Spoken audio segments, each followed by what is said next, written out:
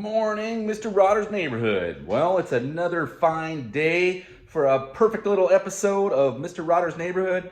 And to kind of wrap up our block prep series that I was doing, I decided that, we need to, I guess, tie off loose ends here. So we've got the cam bearings installed. Yesterday I knocked in number one cam bearing, and now I'm starting to get questions of, hey, I wish I would have seen how you did number one cam bearing, and I'll have to do that in another episode. I got blocks galore, so you probably will have quite the opportunity to see me do it again. But I guess what we need to do now is paint it. And, it's not like, I try to treat it like, you can easily just whack the sucker together and just hose it off with some paint, and there you go. I like, if you already got it apart all the way down to the block, why not treat it like you really wanted to make it look nice, right? So I usually do this in steps, but I'll show you today on how I actually do it. So I'll show you some of the basic tips and tricks that I use, especially for Buicks. Also how to remove the masking tape, or I'll show you how much masking tape, and then that's really going to be about it. Once we get the block hosed down, it's going to look pretty good, but it does take essentially 4 coats of spray paint to make it right. So I hope you follow along and enjoy what you see. If you do, hit the like and subscribe button down at the bottom, and we'll keep feeding you the beans. All right, let me flip this camera around and we'll get started. Okay, for basic block paint in Buick Red. For those of you that are in the know or in the Buick community, you might not even be doing a Buick, or you might have already given up on this point when it comes to paint. Because those of you that aren't in the know have no idea that this right here is the only available Buick Red. It's 28 bucks a can. $28 a can, not a case, not multiple cans, just this one can. And generally you're looking at using 2 of those to do 1 motor. So that's quite a bit of coinage for just a painted block. And years ago, my dad taught me a trick, and this is what I use, okay? So I do have a can of this stuff. That's the 1 can I have. I tried it, and I just was not happy with the results because it's not as shiny as the way I do it, but it's virtually the same color. This just comes out better. So the first thing I do is 2 coats. And to make this simple and easy for everyone, okay, so I use red from Duplicolor. It's DE 1653. And then I use that as essentially a base coat. Now, if you notice between the 2 caps, this one here is a lot lighter. This one here is a lot darker. Now, the Krylon Farm Implement International Harvester Red is almost a dead ringer for Buick. It is a little bit darker. So to kind of correct that, what I do is I use this Duplicolor engine paint. And because engine paint has a much higher temperature that it's capable of before it burns off, that's why I do the Duplicolor engine paint. But I use this as a base coat. So I do 2 base coats of Duplicolor 1653 red. And then once it starts to tack up and flash up, I wait about 15 minutes between each coat. And then I go for the Krylon Farm Implement Red. And between the mixing of the 2, it comes out to look like an absolute Buick Red jewel. For some reason, it's just, I can never get the Duplicolor to lay down like the way when you mix the 2, and I can never get the red Farm Implement color, the International Red, to lay down like it does when you mix the 2. But when you do, it comes out looking like a Buick Red marble. So that's what we're going to start on today. The Patient, these are block prep 7455 SF block.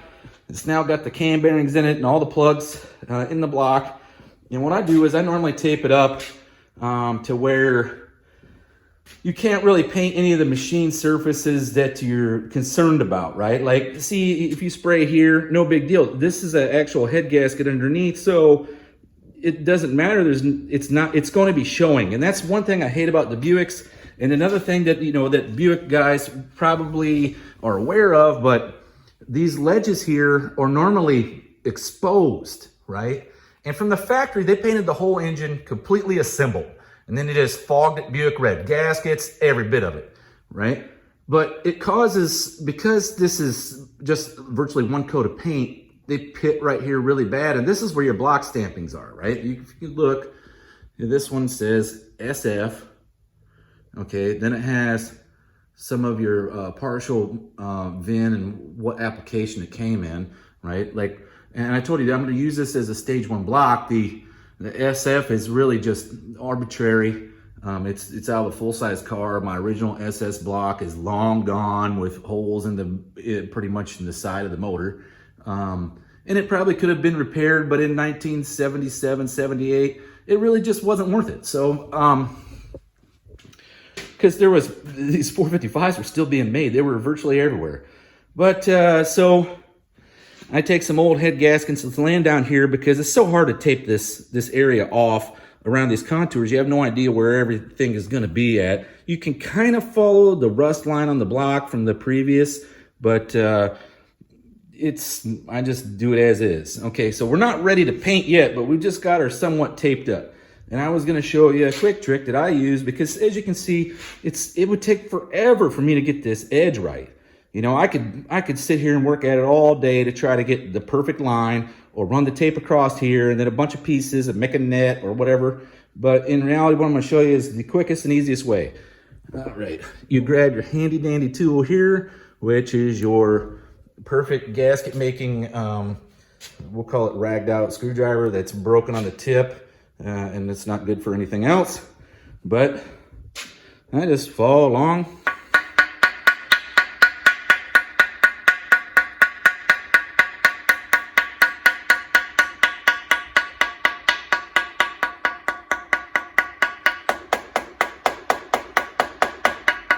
Okay, so in minutes, we've virtually got the perfect cut edge for our block. Now you're virtually ready to paint that surface. So it will look pretty good when you're done, but it didn't take all that time to make it work out. So in areas like this, you can see the head gasket still contours up there. The easiest thing to do is just peel that piece up, right? There is really nothing under it. And all you're trying to do is get the gasket surface exposed to have the perfect gasket edge. And that's all you really need to make that contour look right. Okay, I try not to spend a lot of time doing these, but I do feel that it makes a huge difference on the engine when the paint is not just some globbed on mess, right? And I've painted them globbed on mess. I mean, I have. That's just, you know, I had to learn somehow. But when I started doing these Buick engines, I found out they had a lot more surfaces exposed, and they looked worse if you didn't take the time to square it all up. Okay, so like I said, I'm just going to use the gasket around there. You can see where I need to trim this up where the intake manifold goes.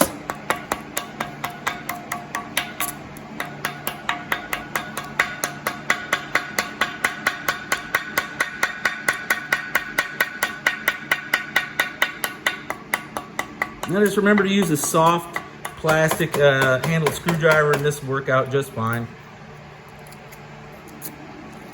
It won't do anything to your block whatsoever. Now sometimes it does leave crap around, so you get you'll get little red pieces like this. I just try to wipe them off, and then what you'll do is before you go to finally paint the thing, just blow it off with some low pressure compressed air, probably around 20 to 30 pounds, because you're not trying to blow the moon off here. You're just trying to get the leftover dust, and if there's any little red pieces that come off the end of your screwdriver here, or well, not just red, but whatever color you're using, then it's just trying to get rid of those. If you inflate, say, this taped up area here, if you get air up under there, you're going back to taping, okay? Because it will blow up like a balloon until it just comes off. All right, so the front sealing surface where the gasket's at, and if you've never done this before, the Buicks are kind of notorious for having this gasket.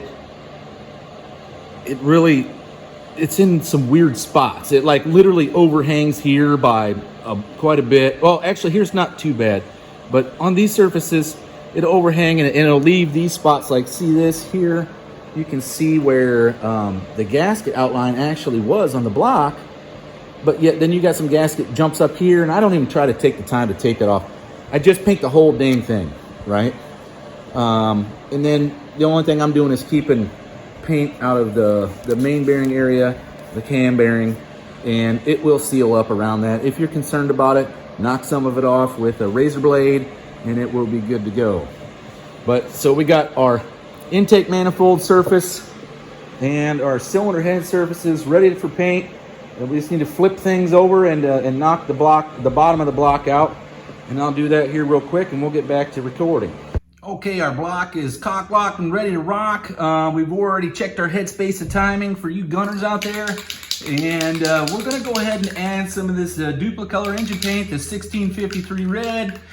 And you'll see that it, hopefully, you know, in this video, you can actually identify how well it goes on and what it looks like when it happens. So, stand by.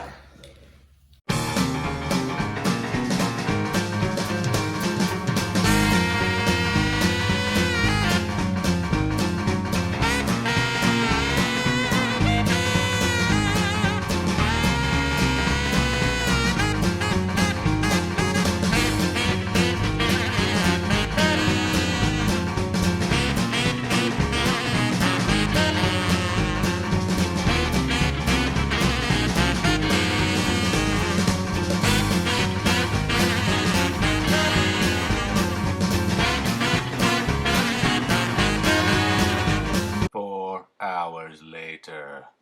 It's been 15 minutes and now it's time for round 2.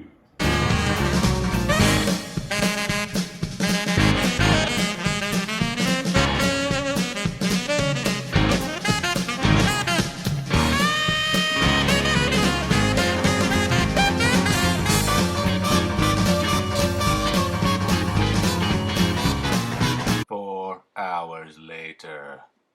Okay, it's been 15 minutes now. It's time for round 3. Here's the color change to International Harvester Red.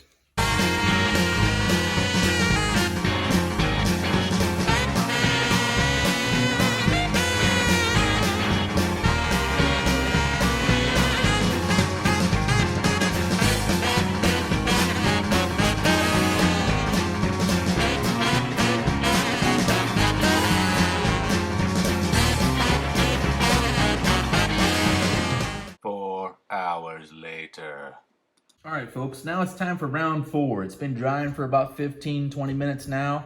But before I do that, I'm going to take you on a walk around so you can see why I've got the block flipped upside down. It might not be so obvious in the camera here, but what you can see is there's some thin spots because I left it at an upward angle the whole time. So it's hard to get in areas like this. It's actually kind of thin, and it's obvious because it'll be darker than the rest of the red, right? It'll be a little bit darker, just like here. You can see this one is a little bit darker. It's got like a gray tint to it. And that's because it didn't get full coverage on the, when I was painting it from the angle that I had. It wasn't easy to get paint in there. And so this one here, you can obviously see is fairly dark. This one is fairly dark. So what we're gonna do is the fourth coat is essentially just to make sure that we got it all painted up well, and the color is pretty much as close as we can get to Buick Red. And in this situation, the way I do it with the two colors, the paint for the actual Buick Red that you can go buy costs 28 bucks a can. This costs about, I don't know, probably a third as much. So I definitely like to stick around with the low buck option, but my dad used to paint them with a brush using the International Red, and then since it's available now in a spray can, I found this is a lot easier and a lot more cost effective. The one big thing that you can see is the only difference between the spray paint and the brush. Look underneath the engine stand there. You can see like a gray haze, or I mean a red haze start to show up, and that's because it's got so much dust from the paint. But we're gonna go ahead and shoot it up for the last go round, and then we'll be done. We'll let it dry.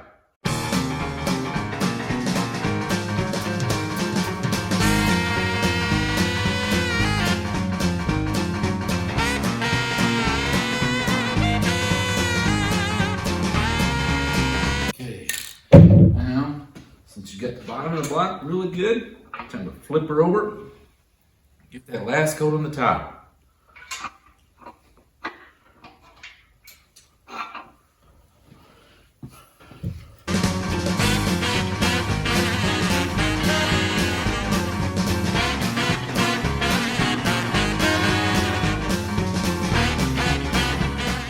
Okay, she's done. Red marble. I'll see you guys tomorrow.